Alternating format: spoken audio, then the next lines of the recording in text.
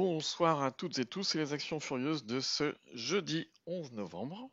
Et oui, il y avait bourse. Comme d'habitude, avertissement, cette vidéo est uniquement à but pédagogique, je partage simplement mes propres avis et réflexions, les actions présentées ne sont en aucun cas des conseils d'achat ou de vente, et vous êtes seul responsable de vos investissements. Alors hier, pour des raisons de... j'avais des rendez-vous divers, j'ai pas pu faire les actions furieuses, donc j'ai tout regroupé sur 2 jours, on va regarder ensemble ce qui s'est passé sur 2 jours. On va attaquer direct par le CAC. Alors en semaine, comme d'habitude, comme les autres jours, ça n'a pas beaucoup bougé. On est à un CAC à plus 0,17, il ne se passe pas grand-chose. En bougie semaine, on est toujours en zone de force, la zone bleue turquoise de l'indicateur extra trend, c'est-à-dire c'est la zone à forte probabilité haussière. Donc pour l'instant, pas d'inquiétude. On est dans cette zone de force, il n'y a aucun problème. En journalier, eh bien, on est également dans cette zone de force. Alors là, on voit qu'il y a eu une poussée, et puis là, on voit qu'on n'arrive pas à faire des nouveaux plus hauts. Il y a une compression avec un niveau à passer. On va le matérialiser ici, à peu près là. Hop, le niveau. Ah, avec le magnétisme, ça s'est mis là, voilà. C'est les 7075 à peu près, où pour l'instant on n'arrive pas à passer. Donc ce qu'on va guetter pour la poursuite du mouvement, c'est la cassure de cette 7075. Donc bref, voilà pour le CAC. Alors, dans ce qui a bougé aujourd'hui, il y a eu pas mal de trucs qui ont bougé malgré tout. Aujourd'hui et hier également, puisqu'aujourd'hui, hier on n'a pas fait les actions furieuses. Dans ce qui a pas mal bougé, on a The Blockchain, vous savez qu'on surveillait parce que en bougie semaine, voilà, on avait ça.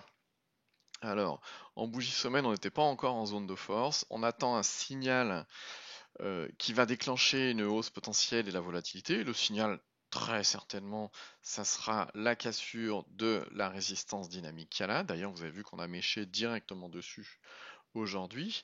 Alors, ce qui peut être intéressant, c'est de jouer la propagation du signal. C'est ce que je guettais. Donc, j'attendais un signal en journalier. Le signal en journalier, c'était quoi? C'était la cassure de cette résistance oblique qu'on avait là, avec la cassure de la résistance dynamique qui a eu lieu hier. Hier, on a eu également une belle journée qui a cassé cette résistance oblique. Aujourd'hui, on poursuit le mouvement. On a des volumes de plus en plus grands, on a des volumes croissants. Donc voilà, c'est intéressant puisque là, on a déclenché une zone de force. Vous voyez qu'on est déjà dans cette zone bleu turquoise, voire même au-delà. Et que ce que je vais jouer, c'est ni plus ni moins la poursuite du signal dans les unités supérieures. Donc là, on l'a en semaine. En semaine, dès qu'on aura cassé les résistances dynamiques, ça pourrait être intéressant.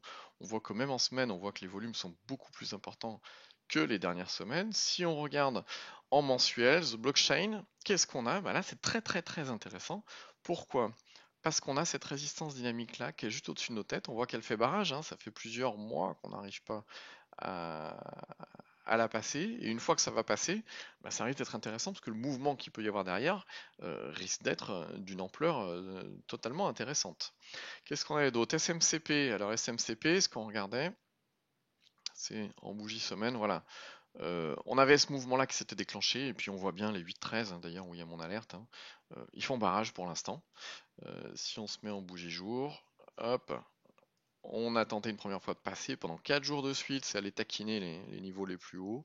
On est repassé sous la zone de force, et là on est revenu aujourd'hui avec une bonne vitesse sur ces mêmes niveaux. Donc ce qu'il va falloir guetter demain, pardon, c'est la cassure de ces 8,13 et puis également les derniers plus hauts qui étaient à 8,29,5 qui sont une deuxième étape. Et puis on a également, là on le voit, on a cette résistance dynamique en pointillé rouge qui est également un niveau de résistance matérialisé par l'indicateur extra trend. Tiens d'ailleurs, à propos de l'indicateur extra trend, c'est celui que j'utilise sur tous mes graphes. Moi, j'utilise que ça pour trader.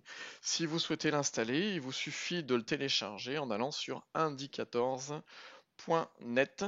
Et puis, vous avez toutes les informations dessus, des tutoriels, des screeners, etc. Donc ça, c'est sur indicators.net. Ensuite, qu'est-ce qu'on a d'autre? On a Sligro.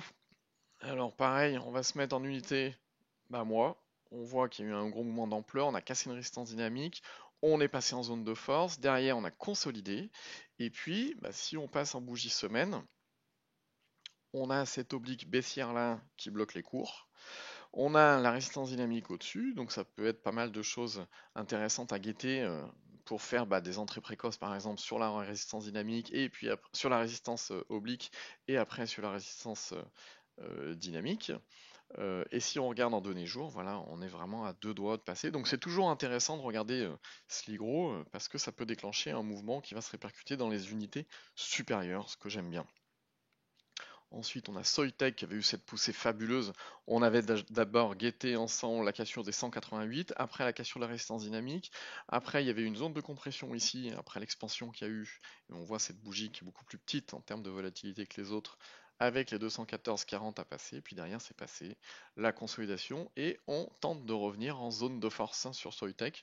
Donc c'est toujours intéressant à guetter. On a quoi? On a Guillemot. Alors Guillemot, vous l'avez vu, hein, si je me mets en bougie semaine, voilà, on avait cette résistance dynamique là à casser. On n'était pas encore en zone de force. Là, on a déclenché la zone de force en bleu turquoise, ce qui veut dire qu'on est dans une zone à forte probabilité haussière. Et effectivement, ce qu'on voit, bah, c'est que la hausse, bah, elle se fait, hein, tout simplement. Si on se met en bougie jour, voilà, c'est encore plus clair. On a une poussée, une consolidation, une contraction de volatilité ici. On a cette bougie là toute petite, et puis derrière, ça repart. À nouveau, contraction de volatilité. Donc là, on est dans une phase de contraction de volatilité. Donc maintenant, ce qu'on va guetter, c'est le redémarrage à la hausse. Ensuite, qu'est-ce qu'on a? GL Event? Intéressant, GL Event. Alors, vous savez, on la suit depuis là. On avait cette oblique. euh, Si je me mets dans les unités supérieures, alors à chaque fois, hein, mes valeurs, elles sont toujours dans des zones de force, dans des unités supérieures, ou alors en passe de revenir en zone de force. Donc on avait cette oblique baissière là qu'on a cassée, on a déclenché un mouvement derrière. Si on se met en données jour, on voit bien le mouvement ici. On avait cette oblique baissière là qu'on a cassée, la résistance dynamique en pointillé qu'on a cassée. Derrière, le dernier point haut qu'on a cassé, gros mouvement, consolidation. Là, une contraction de volatilité, la cassure des 18-26, boum, ça repart. Là, actuellement, on est en contraction de volatilité. Et puis, bah, regardez tout bêtement la bougie qu'on a là. C'est intéressant, hein. On n'est pas loin de cette résistance oblique et on a une bougie qui est toute petite, donc avec très peu de volatilité et très peu de volume. On va simplement attendre que la volatilité et les volumes reviennent pour rentrer. Et puis là, on est bien. Qu'est-ce qu'on a d'autre? Lectra, alors Lectra, euh, voilà, on est en zone de force. Euh, Lectra, c'est pas une action très rapide. Alors, je sais pas quoi dire vraiment dessus, si ce n'est que moi, elle m'intéresse pas trop parce qu'elle est pas très rapide, donc c'est des actions que je laisse de côté. Mais bon, ça peut être un truc intéressant si on la regarde en bougie. Moi, voilà, c'est haussier, haussier, haussier, haussier, haussier. Donc, pour ceux qui veulent faire du trend PPR, ça peut être intéressant de trouver un point d'entrée. Tiens, Reworld Media, pareil, hein. Cassure de résistance dynamique, boum, un mouvement, consolidation, contraction de volatilité, boum, on repart. Et là, bah, ça fait des mois, 3 mois, hein, que ça n'arrête pas de partir. Là, pareil, cassure de la résistance dynamique, donc ça déclenche un mouvement derrière. Euh, pour ceux qui ne connaissent pas l'indicateur extra trend, dessus donc vous avez une fonctionnalité qui s'appelle la résistance dynamique, qui est calculée automatiquement. Et bien souvent, quand il y a une cassure de cette résistance dynamique, bah derrière, on a un retour de la volatilité, des volumes, des mouvements. C'est ce qu'on voit là sur Reworld Media, hein. Si on se met en bougie jour, voilà. Pareil, on était ici en zone de force, on a une contraction de volatilité, on a une bougie beaucoup plus petite que les autres ici. Boum, derrière, ça casse et ça part directement.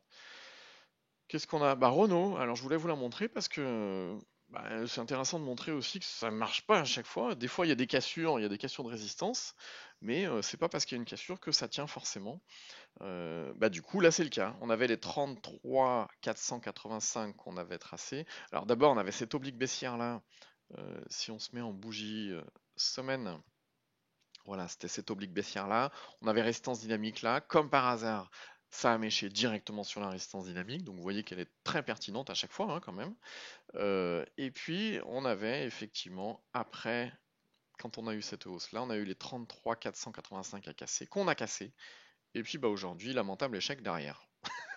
Donc il faut savoir que ça arrive, c'est l'intérêt d'avoir des stops, de prévoir quoi faire quand son scénario est invalidé, etc. Pour pas que ça crache le compte, hein, tout bêtement, hein. Donc il faut mesurer son risque à chaque fois.